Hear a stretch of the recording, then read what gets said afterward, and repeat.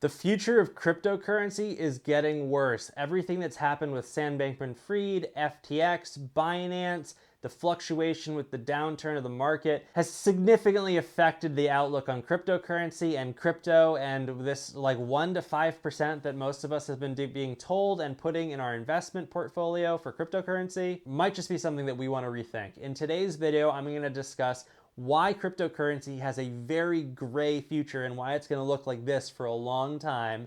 I'm going to talk about some of the downsides. I'm going to talk to you about why that's the case. And this is going to be like a very real discussion about cryptocurrency. I'm not selling you anything. I'm not profiting anything. There's no affiliate links in this video. And that's my best way of saying you're going to get some real opinions here and some real market analysis, much less than most of the people that we've seen, whether they were working with FTX or working with somewhere else or have some type of affiliate link. There's nothing like that here. You're not going to get funneled any like BS. So let's get into the video. But actually wait, if you're not already subscribed to the channel and you want to learn more about entrepreneurship, finance, growing your wealth, don't be afraid to subscribe, like the video if you enjoy the content. Both are free to do and they really help the channel grow, and they will help you in the long run eventually grow your wealth if you consume some of this content, because if you haven't seen some of my other videos, I challenge you to try to watch them and not make more money. So look, you might be a cryptocurrency investor. I'm just going to call it crypto for the rest of this video. You might be a crypto investor. You might be thinking about getting into crypto. You may have gotten out of crypto and you're waiting to get back in.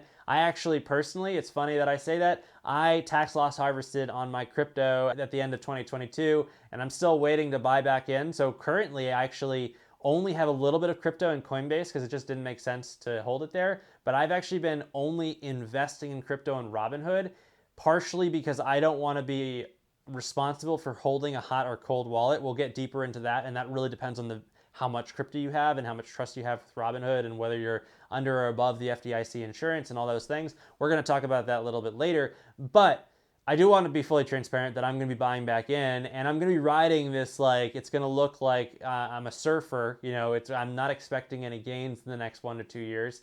That's a different video altogether. But we're going to talk about what's happened and why that's the case. So let's get straight into it. So first off, the elephant in the room, SBF, Sam Bankman-Fried, FTX. I think if you're watching this video, you already know what's happened, and unfortunately, that is probably and most likely the catalyst to why we have so much uncertainty around crypto.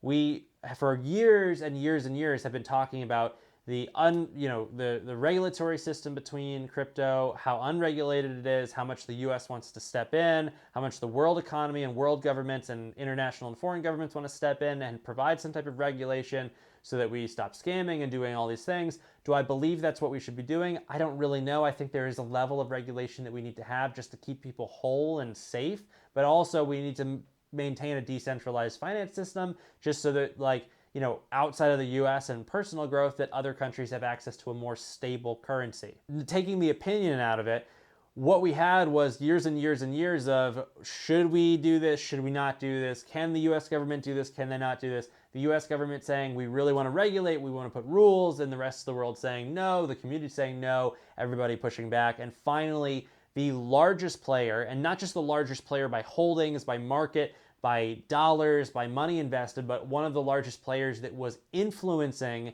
and both agreeing and disagreeing with the US government, has now violated the trust of both their consumers, the society, the world, the US government.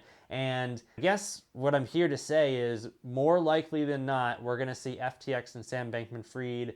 They're going to be the, like, not scapegoat, but they're going to be shown as the example, and we're going to see some real attempts at regulating crypto. At the very least, we're going to see over the next 12 to 24 months a massive push by lawmakers, specifically in the United States and probably in North America, pushing for regulation, for tracking, all types of things. We're going to start seeing companies that do business with crypto start protecting themselves by adding things like tracking, verification, identity verification. We're already seeing that even with like crypto casinos needing to provide identification to even be able to withdraw your money, which you might think is counterintuitive, and that's what's happening. But the reality is, that's what's happening because they need to protect themselves. They need to protect themselves with this happening, and they need to best pivot themselves if the government comes down and cracks down on what they're doing. So you might ask yourself, why are businesses doing this, and why are businesses going to start becoming more stringent around cryptocurrency?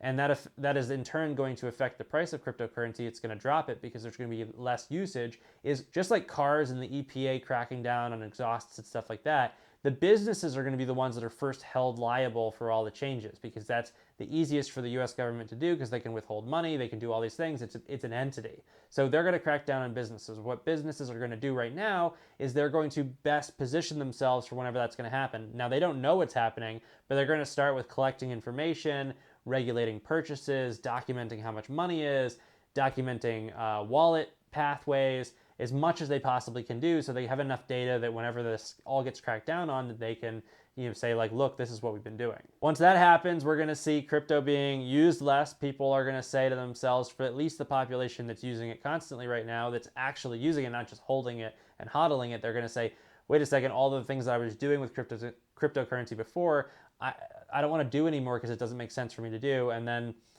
you see where that's going to go. So the short answer is we're going to lose part of the populations that's actively using cryptocurrency, and then on top of that, that's going to affect obviously the community that's holding cryptocurrency.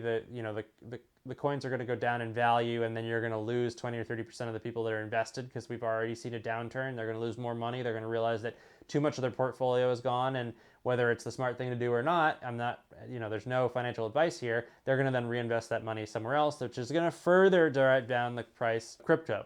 Now, I think what's going to happen is we're going to see fight backs, and it's going to look like a wave for some time. But the reality is, until what's happening with FTX and Sam Bankman-Fried comes to a close, and we see the culmination of what the US government's going to try to do coming out of that, there is a massive amount of uncertainty with cryptocurrency, and it's only going to get worse. It's not being talked about right now because there's so many other things going on with the economy. But once we start to fix the economy and we have more time to put into whatever's been happening with FTX after even just the legal stuff, and lawmakers can stop worrying about how do we deal with inflation and all the things of an economy that's going down, we're going to start looking at the cryptocurrency market. So my guess is even now, there's going to be a 12 to 16 month delay where we see the largest crackdown on cryptocurrency, especially just in the US, maybe globally, but in the US. That's where we're going to start to see the real start of that smoky area where we don't know what's going to happen. And until then, unfortunately, I think that it's going to stay pretty stagnant or potentially even go down as we see people getting out because they need their money, and it's all driven by the economy and going into a recession. But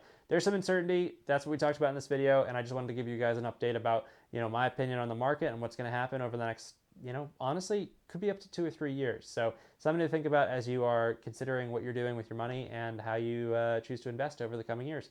Otherwise, thanks for watching the video, guys. Hopefully I'll see you in the next one.